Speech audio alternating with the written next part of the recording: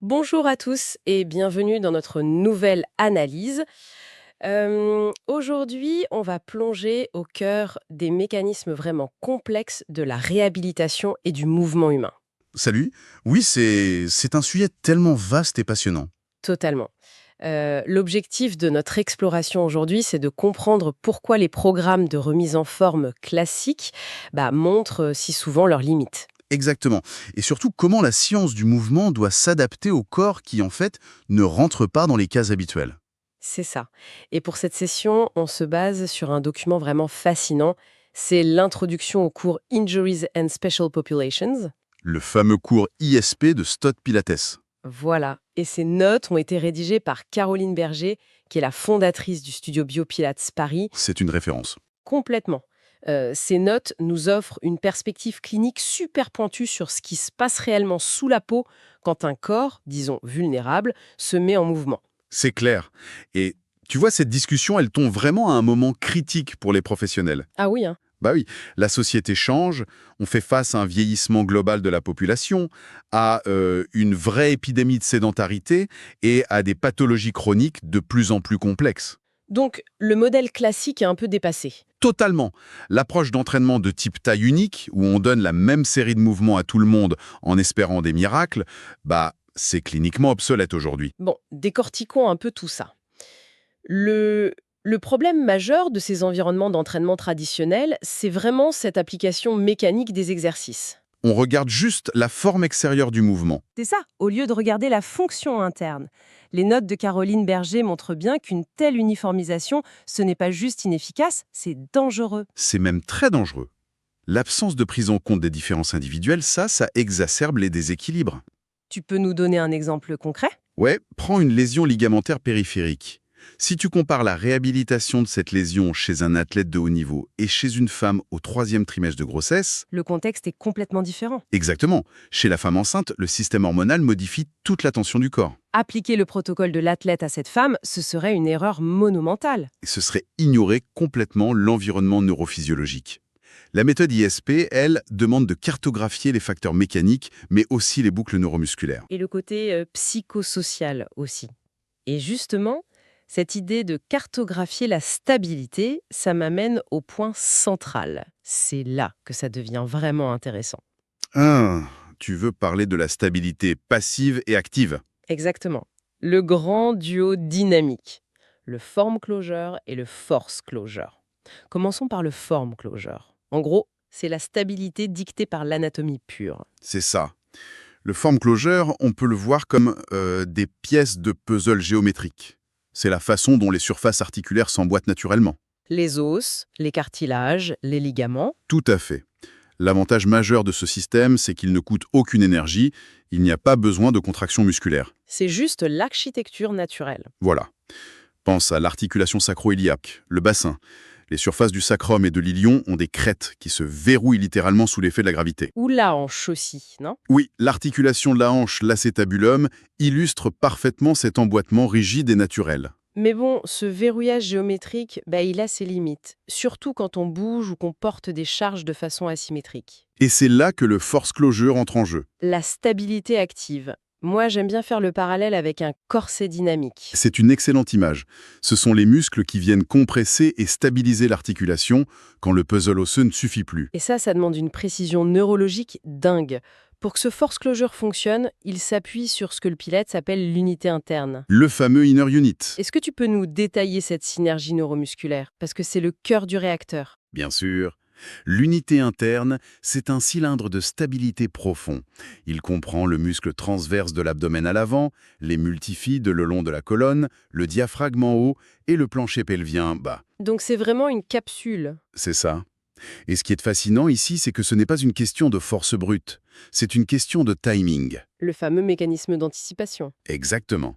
Le système nerveux central contracte cette unité interne quelques millisecondes avant même qu'un mouvement global ne se produise. Avant même de lever le bras. Oui, avant de lever un bras ou de faire un pas, le cylindre s'active. Si l'on relie cela à une perspective plus large, cette maîtrise de la zone neutre de l'articulation est vitale pour transmettre les forces lors de la marche sans se blesser. Et ça change complètement la façon dont on doit concevoir l'entraînement abdominal. On oublie les centaines de crunchs. Totalement. Ce mécanisme d'anticipation nous amène à une hiérarchie musculaire très claire. Les fameux stabilisateurs locaux face aux mobilisateurs globaux. Pour ceux qui nous écoutent, on peut utiliser une analogie simple. C'est la différence entre les fondations d'une maison et ses murs extérieurs. C'est une très bonne image. Les stabilisateurs locaux, ce sont les fondations. Ce sont de petits muscles très profonds, collés à l'articulation. Et leur boulot, ce n'est pas de créer du mouvement visible. Non, leur rôle est de gérer les micro-mouvements à l'intérieur de l'articulation.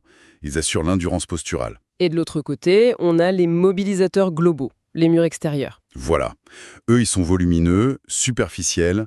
Le rôle, c'est de générer de la puissance et du mouvement visible. Le dysfonctionnement, et le document insiste beaucoup là-dessus, arrive quand on inverse cette chronologie. C'est exactement ça le cœur du problème. Si les muscles globaux s'activent avant les muscles locaux, ça crée des micro-traumatismes. L'articulation n'est pas tenue et paf, le gros muscle tire dessus. L'articulation subit une translation excessive.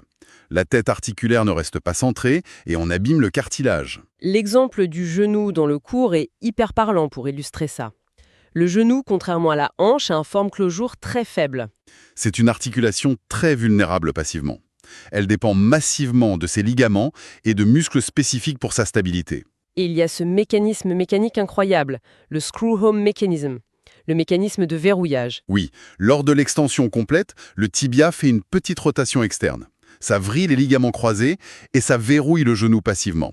Ça permet de se tenir debout sans fatiguer les muscles. Mais pour plier le genou, ensuite, il faut déverrouiller. Exactement. Et c'est là qu'intervient un petit stabilisateur local, le muscle poplité. Il doit s'activer de manière hyper précise pour faire une rotation interne et déverrouiller l'articulation. Et si le timing de ce petit muscle est mauvais, Alors le patient force la flexion sur une articulation mécaniquement bloquée. Ça crée des douleurs aiguës au niveau des ménisques. c'est fascinant de voir à quel point la mécanique secrète du corps est précise. Et c'est là que la théorie rencontre la réalité clinique, surtout quand des facteurs extérieurs viennent perturber cette mécanique. Comme la grossesse par exemple. Parlons-en de la grossesse. Les modifications hormonales changent absolument tout. Oui, sous l'effet de la relaxine, cette hormone crée une laxité ligamentaire systémique. L'objectif de la nature est d'assouplir le bassin pour l'accouchement. Mais la conséquence, c'est que le form closure naturel, le fameux puzzle osseux, il est complètement compromis. Exactement.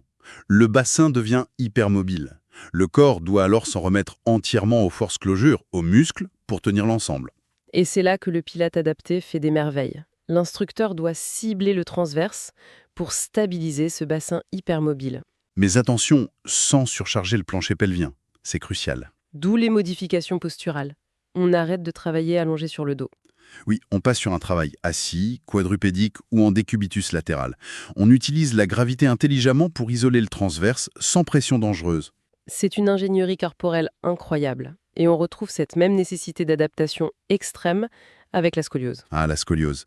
C'est une pathologie d'une grande complexité. Oui, parce qu'il faut vraiment préciser que ce n'est pas juste un dos tordu sur le côté, c'est une déformation tridimensionnelle. Exactement. La colonne se tord en C ou en S avec une rotation axiale des vertèbres. Et cette rotation entraîne les côtes avec elle. Ça crée des asymétries musculaires chroniques. Du côté convexe de la courbe, les muscles sont étirés en permanence, espacés. Et du côté concave, ils sont raccourcis et atrophiés. Mais les conséquences vont bien au-delà des muscles. Le volume pulmonaire lui-même est réduit du côté concave. C'est pour ça que la stratégie d'intervention doit être d'une grande finesse. On ne va pas juste tirer symétriquement pour redresser. Il faut un travail asymétrique. Voilà, on doit renforcer les stabilisateurs du côté concave tout en évitant de surcharger le côté convexe. Et comment on fait ça en pratique ? En utilisant des outils comme les bandes élastiques ou le Swiss Ball pour donner un feedback au système nerveux. Et surtout, par la respiration. La respiration dirigée. Oui, on apprend au client à diriger l'air consciemment vers le côté concave pour repousser mécaniquement les côtes affaissées de l'intérieur. C'est brillant. Utiliser les poumons comme un outil de mobilisation interne. Et pour faire un petit saut rapide vers une autre condition, l'arthrose de la hanche présente aussi des défis similaires de compensation. Tout à fait. L'usure du cartilage détruit le forme-closure de la hanche. Le corps détecte l'instabilité et la douleur et réagit en créant des spasmes protecteurs. Et donc, il faut rétablir la mécanique en utilisant la force musculaire ciblée, le force closer, pour compenser ce qui a été détruit. Exactement. Ce qui nous amène d'ailleurs à un sujet fondamental. Le cerveau et la douleur. Oui. Qu'est-ce que tout cela signifie pour la guérison réelle? C'est la grande question. Parce que la douleur chronique, ça change la façon dont le cerveau cartographie le mouvement. La douleur crée des mécanismes d'apprentissage moteur maladaptatifs. Le cerveau a peur d'avoir mal, donc il modifie les séquences de mouvement. Il désactive les petits stabilisateurs profonds et il suractive les gros muscles globaux pour créer une sorte d'attelle rigide autour de l'articulation. Ce qui crée de nouveaux déséquilibres, même une fois que le tissu est guéri. C'est un cercle vicieux. Alors, comment on reprogramme tout ça? Quelle est la solution pédagogique proposée par Caroline Berger et le cours ISP?